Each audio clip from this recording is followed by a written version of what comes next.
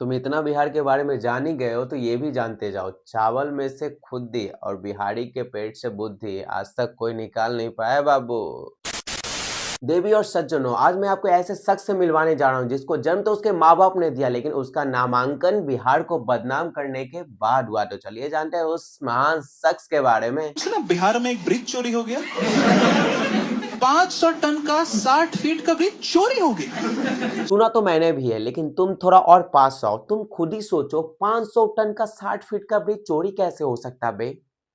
वो ब्रिज है, कोई पेपर नहीं कि लोग उसे मोड़कर अपने गांड में घुसाकर लेके चले जाएंगे। थोड़ा कॉमन सेंस लगाओ। ब्रिज को खोलते और ले जाते पूरे गांव वालों ने देखा होगा, तब इसे चोरी कैसे कहेंगे भाई? इस न्यूज को सुनकर मुझे कम दुख हुआ, लेकिन तुम्हें यहाँ माइक पकड़ के खड़ा देखकर कुछ ज्यादा ही दुख हुआ। भाई साहब, जिस लेवल का तुम्हारे पास न्यूज है ना, उस हिसाब से तुम्हें इंडिया का मोस्ट फनी रिपोर्टर होना चाहिए था, और तुम्हें भी ऐसे ही न्यूज कवर करना चाहिए था। हम किस गैस से सांस लेते हैं? इंडियन गैस से।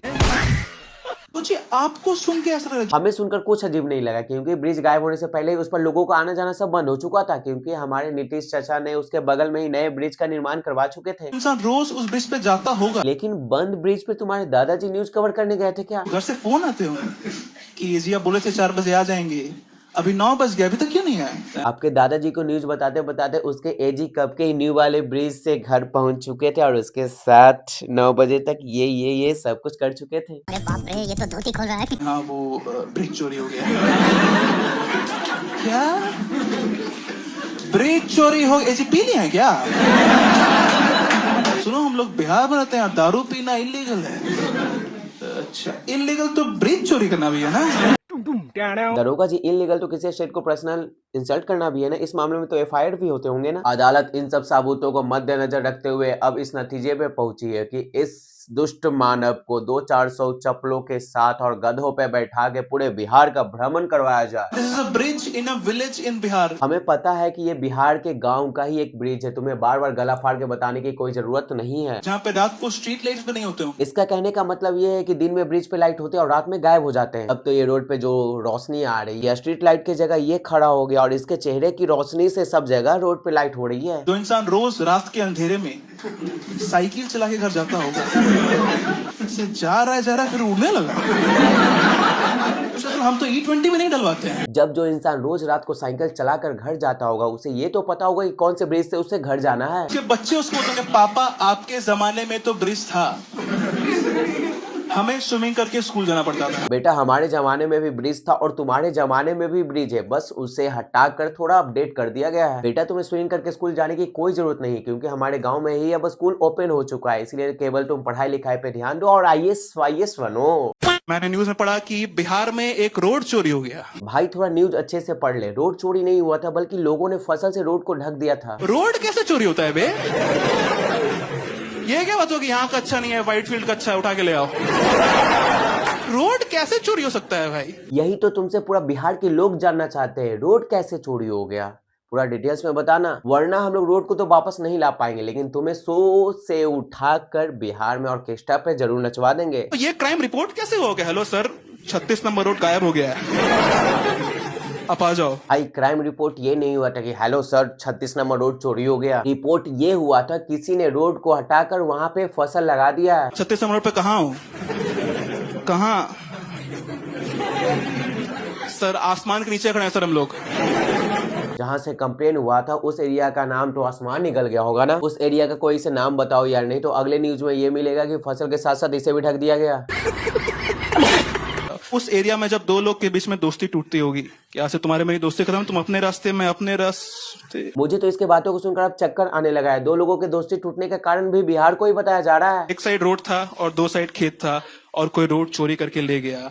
हगने के लिए कितना जगह चाहिए भाई आदमी को? भाई, मैं इस गधे को बताते बताते थक गया हूँ कि रोड चोरी नहीं हुआ, बल्कि लोगों ने फसल से उसे ढक दिया, लेकिन इसके दिमाग में ये बात जा ही नहीं रहा है। और तुम्हें कौन से न्यूज ने रिपोर्ट दे दिया कि वो लोग हगने के लिए पूरा रोड ही हटा दिया? जरा हमें भी दिखाना, पूरा न्यूज सही से बताया करो, वरना थाने में तुम्हारे नाम का रिपोर्ट लिखवा दूंगा। बिहार में जिस हिसाब से चीजें चोरी हो रही है, आपने सुना होगा ट्रेन का इंजन, ब्रिज, वो दिन दूर नहीं इंडिया के मैप से बिहार चोरी हो जाए। अब तो मुझे भी लगने लगा कि अब वो दिन दूर नहीं। अगर तुम ऐसे ही फालतू बातें करके बिहार को बदनाम करते रहे तो एक दिन तुम भी चोरी हो जाओगे।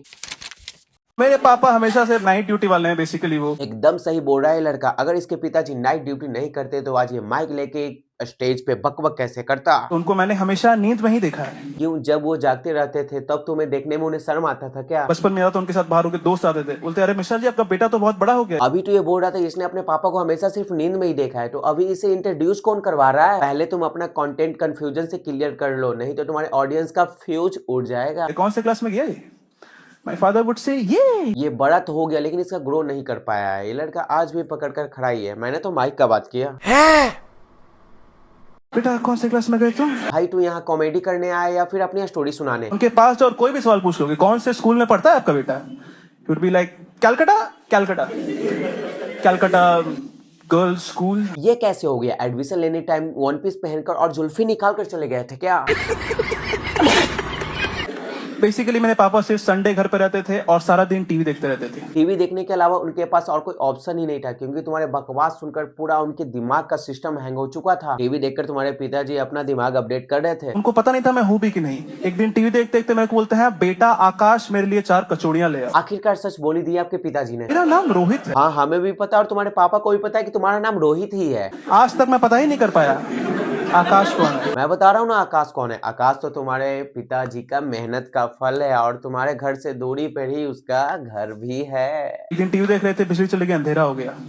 मेरे को बोलते हैं तुम कौन? इसमें इतना हंसने वाली कौन सी बात है? लाइट कटेगा तो अंधेरा नहीं होगा तो क्या होगा? अजब बात कर रहा है। जब अंधेरा में तुम उन्हें दिखाई नहीं दे रहा तो अपना इंट्रोड्यूस देना उनको। पापा मैं आपका लाल, जिसके कारण से हैं आप सभी जगह बदनाम। ये वीडियो बस इंटरटेनमेंट के लिए बनाई गई है, कृपया कर आप इसे ट्रोल ना करें। हाँ, अगर वीडियो अच्छा लगा तो वीडियो को लाइक और चैनल को सब्सक्राइब करना ना भूलें। जब तक बने रहे आप हमारे इस एपिसोड के साथ। बाकी मिलते हैं नेक्स्ट धमाकेदार वीडियो में।